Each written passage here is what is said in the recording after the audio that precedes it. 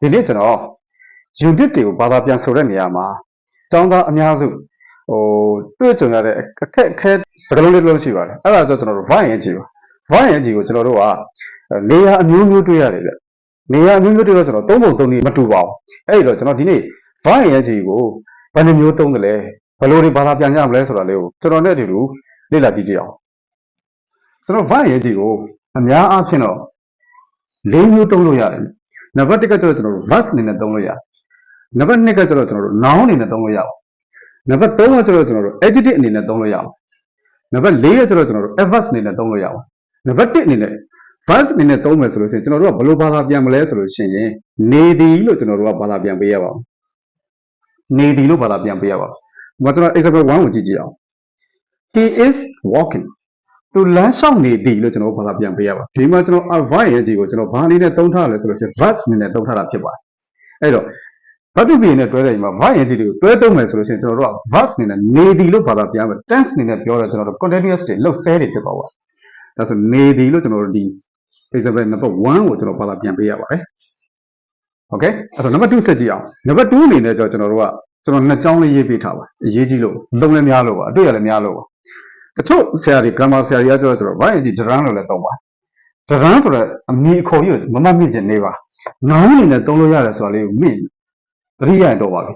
အဲ့တော့ကျွန်တော်တို့ VING ကိုနံပါတ်2အနေနဲ့နောင်းအနေနဲ့သုံးမယ်ဆိုလို့ရှိရင်ဘယ်လိုဘာသာပြန်မလဲဆိုလို့ရှိရင်ချင်းနောက်တစ်ခုကကျတော့ချင်းဒီအဲ့လိုကျွန်တော်တို့ဘာသာပြန်ပါမယ်ဒါကျွန်တော်တို့အဲ့ဆိုလို့ရှိရင် example 2လေးကိုကြည့်ကြည့်အောင် he likes walking သူဒီလမ်းလျှောက်ခြင်းကိုဟောကျွန်တော်တို့ကဒီနေရာမှာကံနေရာရောက်တော့ object နေရာဖြစ်တဲ့အတွက်ကျွန်တော်တို့ go လို့ဘာသာပြန်ပေးပါတယ်လမ်းလျှောက်ခြင်းကိုဘာလို့တာလဲကြိုက်နေတတ်ပါတယ်ဒီနေရာမှာကျွန်တော်တို့က walking VING ကိုကျွန်တော်ဘာအနေနဲ့ယူထားလဲဆိုလို့ရှိရင် noun အနေနဲ့ယူထားတာပါနောက်တစ်ခုကြည့်ကြည့်အောင်နောက်တစ်ကြောင်း walking is good for him လမ်းလျှောက်ခြင်းဒီဟောဒီမှာကျွန်တော်လမ်းလျှောက်ခြင်းက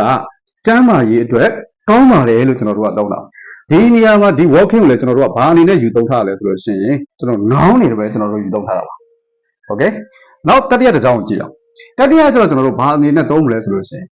VING ကိုကျွန်တော်တို့က adjective အနေနဲ့လည်းသုံးလို့ရပါတယ် adjective အနေနဲ့သုံးမယ်ဆိုရင်ကျွန်တော်တို့ကနေတော်လို့ဘာသာပြန်ပေးရပါမယ်ဒါဆိုလို့ရှိရင် example 3လေးကိုကျွန်တော်တို့ကြည့်ကြည့်အောင် he saw mama walking သူကတဲ့လမ်းလျှောက်နေတော့မမကိုမြင်ခဲ့တယ်လို့သူကပြောတာဒီနောက်မှာတော့အချိန်တွေပါထပ်ထည့်လို့ရကြရတာပေါ့နော်နေရာတွေထပ်ထည့်လို့ရရင်ရတာပေါ့ကျွန်တော်ကဒီအတော့ဝင်မြင်အောင်ပြနေတာပါဒါဆိုလို့ရှိရင်ဒီနေရာမှာ walking ကိုကျွန်တော်ကဘာအနေနဲ့သုံးထားရလဲဆိုလို့ရှိရင် adjective အနေနဲ့ကျွန်တော်သုံးလိုက်တာပါအဲ့တော့ဘာသာပြန်တော့ကျွန်တော်တို့ကဘယ်လိုဘာသာပြန်မလဲနေတော်လို့ဘာသာပြန်ပါတယ် okay နောက်ဆုံးတစ်ခုကကျွန်တော်ဗာလဲဆိုလို့ရှိရင်နံပါတ်4ကကျတော့ကျွန်တော်တို့ VING ကို adverb အနေနဲ့သုံးမယ်ဆိုလို့ရှိရင်ဒေါ်ကြောင့်နောက်တစ်ခုကလျက်လို့ကျွန်တော်တို့ဘာသာပြန်ပေးရပါတယ်ဒီနေရာမှာအလွယ်ဆုံးပုံစံလေးပဲကျွန်တော်တို့က example number 4လေးကိုကြည့်ကြည့်အောင် number 4ဘာပြောလဲဆို it listens to music walking ဒါဆိုသူပြောချင်တဲ့တဲ့သူလမ်းလျှောက်လျက်ဟောဒီနေရာမှာကျွန်တော် walking ကိုဘာအနေနဲ့သုံးတာလဲဆိုလို့ရှိရင် adverb အနေနဲ့ကျွန်တော်သုံးလိုက်တာပါသူလမ်းလျှောက်လျက်ဘာလုပ်နေတာလဲအချင်းနားထောင်နေပါလေတဲ့အဲ့ဒီလိုကျွန်တော်တို့ကစာပိုက်ထဲမှာ